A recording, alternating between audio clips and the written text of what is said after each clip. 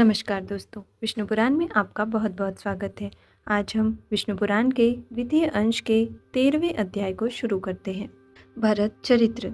श्री मैत्रेय जी बोले, हे भगवान, मैंने पृथ्वी, समुद्र, नदियों और ग्रहगण की स्थिति आदि के विषय में जो कुछ पूछा था सो सब आपने वर्णन कर दिया। उसके साथ ही आपने यह भी बतला दिया कि किस प्रकार यह समस्त त्रिलोकी भगवान विष्णु के ही आश्रित है और कैसे परमार्थ स्वरूप ज्ञान ही सबसे प्रधान है। किंतु भगवान, आपने पहले जिसकी चर्चा की थी वह राजा भरत का चरित्र मैं सुनना चाहता हूँ। कृपा करके कहिए। कहते हैं वे राजा भरत निरंतर योग युक्त होकर भगवान वासुदेव में चित्त लगाए शालग्राम क्षेत्र में रहा करते थे। इस प्रकार पुण्य देश के प्रभाव और हरि चिंतन से भी उनकी मुक्ति क्यों नहीं हुई, जिससे उन्हें फिर ब्राह्मण का जन्म लेना पड़ा। हे मुनिश्रेष्ठ, ब्राह्मण होकर भी उन महात्मा भरत जी ने फिर जो कुछ किया वह सब आप कृपा करके मुझसे कहिए। श्री पराशर जी बोले, हे मैत्रेय, वे महाभाग पृथ्वीपति भरत जी भगवान में चित्त लगाए चिरकाल तक शालग्राम क्षेत्र में रहे। गुणवानों में श्रेष्ठ उन भरत जी ने अहिंसा आदि संपूर्ण गुण और मन के संयम में परम उत्कर्ष लाभ किया। हे यज्ञेश, हे अच्युत, हे गोविंद, हे माधव, हे अनंत, हे केशव, हे कृष्ण, हे विष्णु, हे ऋषिकेश, हे वासुदेव, आपको नमस्कार है। इस प्रकार राजा भरत निरंतर केवल भगवान नामों का ही उच्चारण किया करते थे। हे मैत्रेय, वे स्वप्न में भी इस पद के अतिरिक्त और कुछ नहीं कहते थे और न कभी इसके अर्थ के अतिरिक्त और कुछ चिंतन ही करते थे। वे निसंग, योगयुक्त और तपस्वी राजा भगवान की पूजा के लिए केवल समेत पुष्प कुशा का ही संचय करते थे। इसके अतिरिक्त वे और कोई कर्म नहीं करते थे। एक दिन वे स्नान के लिए नदी पर गए और वहां स्नान करने के अनंतर उन्होंने स्नानोत्तर क्रियाएं की। हे ब्राह्मण, इतने ही में उस नदी तीर पर एक आसन्न प्रसवा प्यासी हरिणी वन में से जल पीने के लिए आई। उस समय जब वह प्रायः जल पी चुकी थी, वहां सब प्राणियों को भयभीत कर देने वाली सिंह की गंभीर गर्जना सुनाई पड़ी। तब वह अत्यंत भयभीत हो अकस्मात उछलकर नदी के तट पर चढ़ गई। अतः अत्यंत उच्च स्थान पर चढ़ने के कारण उसका गर्भ नदी में गिर गया। नदी की तरंगमालाओं में पड़कर बहते हुए उस गर्भ भ्रष्ट मृग बालक को राजा भरत ने पकड़ लिया। हे मैत्रेय, गर्भपात के दोष से तथा बहुत ऊंचे उछलने के कारण वह हरिणी भी पछाड़ खाकर गिर पड़ी और मर गई। उस हरिणी को मरी हुई देख तपस्वी भरत उसके बच्चे को अपने आश्रम पर ले आए। हे मुने, फिर राजा भरत उस मृगछौने का नित्य प्रति पालन पोषण करने लगे और वह भी उनसे पोषित होकर दिन दिन बढ़ने लगा। वह बच्चा कभी तो उस आश्रम के आसपास ही घास चरता रहता और कभी वन में दूर तक जाकर फिर सिंह के भय से लौट आता। प्रातःकाल वह बहुत दूर भी चला जाता तो भी सायंकाल को फिर आश्रम में ही लौट आता और भरत जी के आश्रम की पर्णशाला के आंगन में पड़ा रहता। हे द्विज, इस प्रकार कभी पास और कभी दूर रहने वाले उस मृग में ही राजा का चित्त सर्वदा आसक्त रहने लगा। वह अन्य विषयों की ओर जाता ही नहीं था। जिन्होंने संपूर्ण राजपाट और अपने पुत्र तथा बंधु बांधवों को छोड़ दिया था, वे ही भरत जी उस हरिण के बच्चे पर अत्यंत ममता करने लगे। उसे बाहर जाने के अनंतर यदि लौटने में देरी हो जाती तो वे मन ही मन सोचने लगते, अहो, इस बच्चे को आज किसी भेड़िए ने तो नहीं खा लिया, किसी सिंह के पंजे में तो आज वह नहीं पड़ गया। देखो, उसके खुरों के चिन्हों से यह पृथ्वी कैसे चित्रित हो रही है। मेरी ही प्रसन्नता के लिए उत्पन्न हुआ वह मृगछौना न जाने आज कहाँ रह गया है। क्या वह वन से कुशल पूर्वक लौटकर अपने सींगों से मेरी भुजा को खुजलाकर मुझे आनंदित करेगा। देखो, उसके नवजात दांतों से कटी हुई शिखा वाले ये कुश और काश सामाध्यायी ब्रह्मचारियों के समान कैसे सुशोभित हो रहे हैं। देर के गए हुए उस बच्चे के निमित्त भरत मुनि इसी प्रकार चिंता करने लगते थे और जब वह उनके निकट आ जाता तो उसके प्रेम से उनका मुख खिल जाता था। इस प्रकार उसी में आसक्त चित्त रहने से राज्य, भोग, समृद्धि और स्वजनों को त्याग देने वाले भी राजा भरत की समाधि भंग हो गई। उस राजा का स्थिर चित्त उस मृग के चंचल होने पर चंचल हो जाता और दूर चले जाने पर दूर चला जाता। कालांतर में राजा भरत ने उस मृग बालक द्वारा पुत्र के सजल नयनों से देखे जाते हुए पिता के समान अपने प्राणों का त्याग किया। हे मैत्रेय, राजा भी प्राण छोड़ते समय स्नेहवश उस मृग को ही देखता रहा तथा उसी में तन्मय रहने से उसने और कुछ भी चिंतन नहीं किया। तदनंतर उस समय की सुदृढ़ भावना के कारण वह जम्बू मार्ग के घोर वन में अपने पूर्व जन्म की स्मृति से युक्त एक मृग हुआ। हे द्विजोत्तम, अपने पूर्व जन्म का स्मरण रहने के कारण वह संसार से उपरत हो गया और अपनी माता को छोड़कर फिर शालग्राम क्षेत्र में आकर ही रहने लगा। वहाँ सूखे घास फूस और पत्तों से ही अपना शरीर पोषण करता हुआ वह अपने मृगत्व प्राप्ति के हेतुभूत कर्मों का निराकरण करने लगा। तदनंतर उस शरीर को छोड़कर उसने सदाचार संपन्न योगियों के पवित्र कुल में ब्राह्मण जन्म ग्रहण किया। उस देह में भी उसे अपने पूर्व जन्म का स्मरण बना रहा। हे मैत्रेय, वह सर्व विज्ञान संपन्न और समस्त शास्त्रों के मर्म को जानने वाला था तथा अपने आत्मा को निरंतर प्रकृति से परे देखता था। हे महामुने, आत्मज्ञान संपन्न होने के कारण वह देवता आदि संपूर्ण प्राणियों को अपने से अभिन्न रूप से देखता था। उपनयन संस्कार हो जाने पर वह गुरु के पढ़ाने पर भी वेद पाठ नहीं करता था तथा न किसी कर्म की ओर ध्यान देता और न कोई अन्य शास्त्र ही पढ़ता था। जब कोई उससे बहुत पूछताछ करता तो जड़ के समान कुछ असंस्कृत असार एवं ग्रामीण वाक्यों से मिले हुए वचन बोल देता। निरंतर मैला कुचैला शरीर, मलिन वस्त्र और अपरिमार्जित दंत युक्त रहने के कारण वह ब्राह्मण सदा अपने नगर निवासियों से अपमानित होता रहता था। हे मैत्रेय, योगश्री के लिए सबसे अधिक हानिकारक सम्मान ही है। जो योगी अन्य मनुष्यों से अपमानित होता है वह शीघ्र ही सिद्धि लाभ कर लेता है। अतः योगी को सन्मार्ग और दूषित न करते हुए ऐसा आचरण करना चाहिए जिससे लोग अपमान करें और संगति से दूर रहे। हिरण्यगर्भ के इस सारयुक्त वचन को स्मरण रखते हुए वे महामती विप्रवर अपने आप को लोगों में जड़ और उन्मत्त सा ही प्रकट करते थे।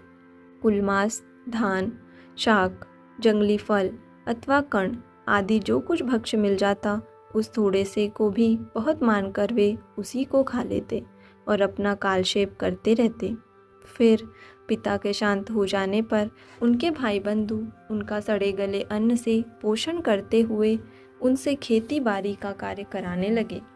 वे बैल के समान पुष्ट शरीर वाले और कर्म में जड़वत निश्चेष्ट थे, अतः केवल आहार मात्र से ही वे सब लोगों के यंत्र बन जाते थे। उन्हें इस प्रकार संस्कार शून्य और ब्राह्मण वेश के विरुद्ध आचरण वाला देख रात्रि के समय प्रशतराज के सेवकों ने बलि की विधि से सुसज्जित कर काली का बलि पशु बनाया, किंतु इस प्रकार एक परम योगेश्वर को बलि के लिए उपस्थित देख महाकाली ने एक तीक्ष्ण खड्ग ले उस क्रूर कर्मा राजसेवक का गला काट डाला और अपने पार्षदों सहित उसका तीखा रुधिर पान किया। तदनंतर एक दिन महात्मा सौवीर राज कहीं जा रहे थे। उस समय उनके बेगारियों ने समझा कि यह भी बेगार के ही योग्य है। राजा के सेवकों ने विभस्म में छिपे हुए अग्नि के समान उन महात्मा का रंग ढंग देखकर उन्हें बेगार के योग्य समझा।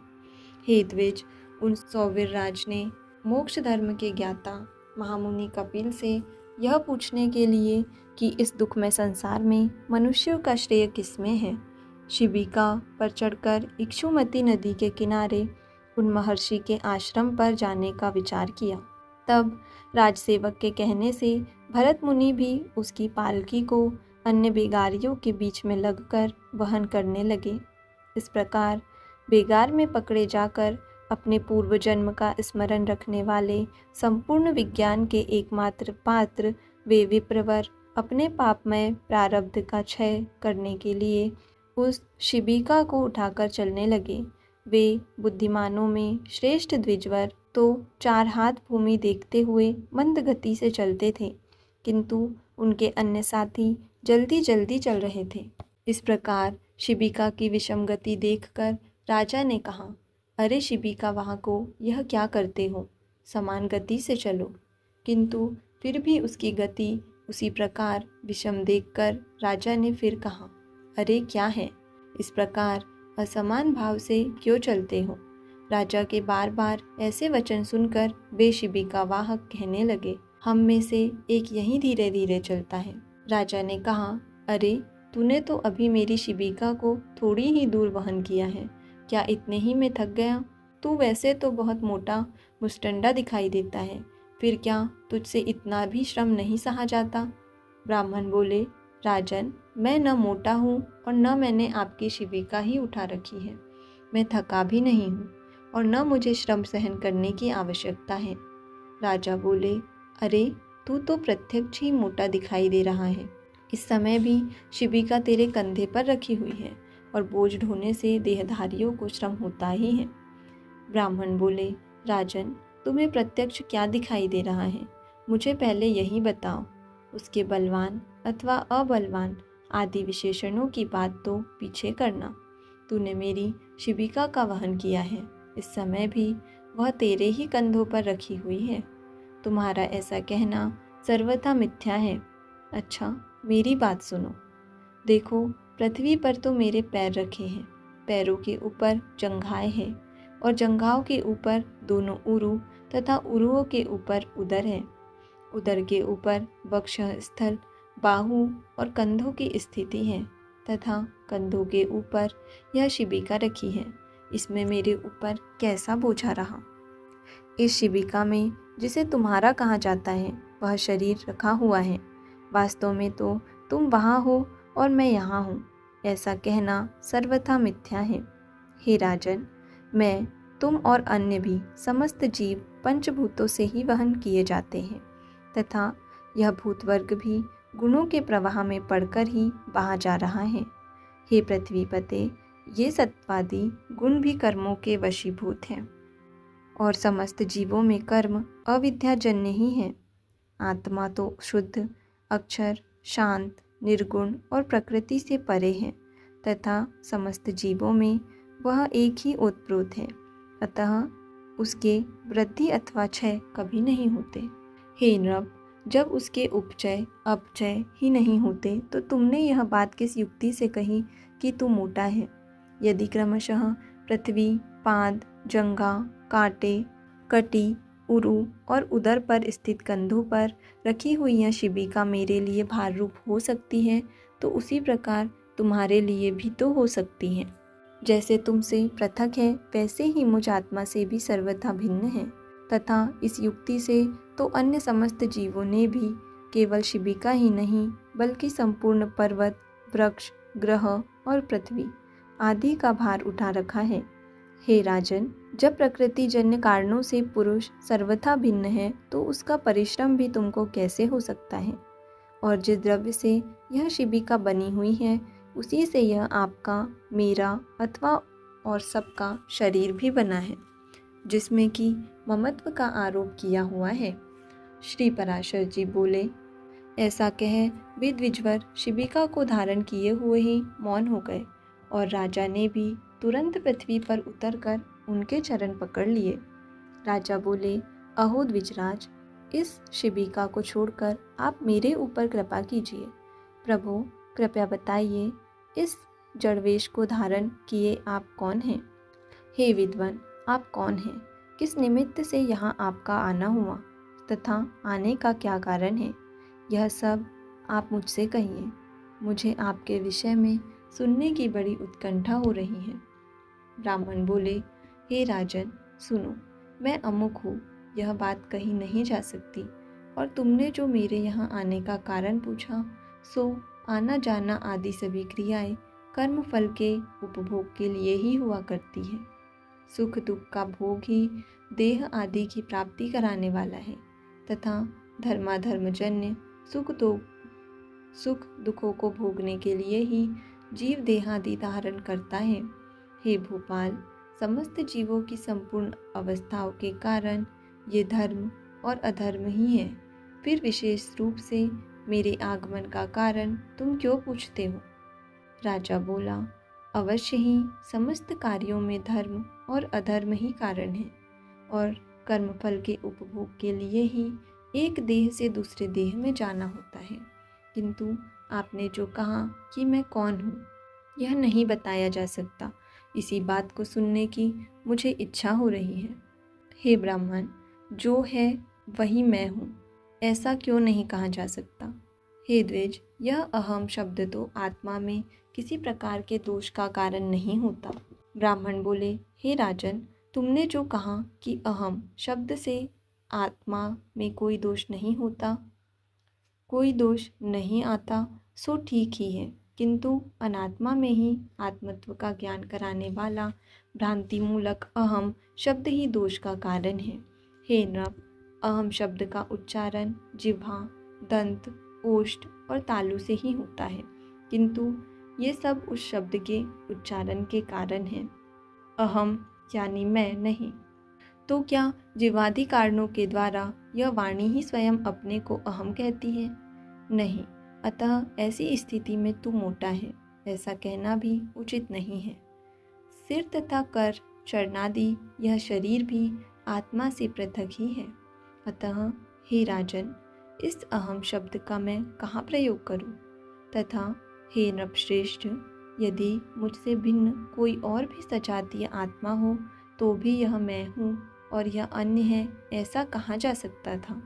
किंतु जब समस्त शरीरों में एक ही आत्मा विराजमान है, तब आप कौन हैं, मैं वह हूँ, ये सब वाक्य निष्फल ही है। तू राजा है, यह शिबिका है, ये सामने शिबिका वाहक है तथा ये सब तेरी प्रजा है। हे नृप, इनमें से कोई भी बात परमार्थतः सत्य नहीं है। हे राजन, वृक्ष से लकड़ी हुई और उससे तेरी यह शिबिका बनी, तो बता इसे लकड़ी कहा जाए या वृक्ष? किंतु महाराज, वृक्ष पर बैठे हैं ऐसा कोई नहीं कहता और न कोई तुझे लकड़ी पर बैठा हुआ ही बताता है। सब लोग शिबिका में बैठा हुआ ही कहते हैं। हे नृपश्रेष्ठ, रचना विशेष में स्थित लकड़ियों का समूह ही तो शिबिका है। यदि वहाँ उससे कोई भिन्न वस्तु है तो काष्ठ को अलग करके उसे ढूंढो। इसी प्रकार छत्र की शलाकाओं को अलग रखकर छत्र का विचार करो कि वह कहाँ रहता है। यही न्याय तुम में और मुझ में लागू होता है। पुरुष, स्त्री, गौ, अज, अश्व, गज, पक्षी और वृक्ष आदि लौकिक संज्ञाओं का प्रयोग कर्म हेतु शरीरों में ही जानना चाहिए। हे राजन, पुरुष तो न देवता है, न मनुष्य है, न पशु है और न वृक्ष है। ये सब तो कर्मजन्य शरीरों की आकृतियों के ही भेद हैं। लोक में धन, राजा, राजा के सैनिक तथा और भी जो वस्तुएं हैं, हे राजन, वे परमार्थतः सत्य नहीं हैं, केवल कल्पनामय ही हैं। जिस वस्तु की परिणामादि के कारण होने वाली कोई संज्ञा कालांतर में भी नहीं होती, वही परमार्थ वस्तु है। हे राजन, ऐसी वस्तु कौन सी है? समस्त प्रजा के लिए तू राजा है, पिता के लिए पुत्र है, शत्रु के लिए शत्रु है, पत्नी का पति है और पुत्र का पिता है। हे राजन, बतला मैं तुझे क्या कहूँ? हे महीपते, तू क्या यह सिर है अथवा ग्रीवा है या पेट अथवा पादादि में से कोई है तथा ये सिर आदि भी तेरे क्या है? हे पृथ्वीश्वर, तू इन समस्त अव्ययों से पृथक है, अतः सावधान होकर विचार कि मैं कौन हूँ। हे महाराज, आत्मतत्व इस प्रकार व्यवस्थित है, उसे सबसे पृथक करके ही बताया जा सकता है, तो फिर मैं उसे अहम शब्दों से कैसे बदला सकता हूँ? तो यहाँ विष्णु पुराण के द्वितीय अंश के 13वें अध्याय का समापन होता है। आज के लिए इतना ही। धन्यवाद।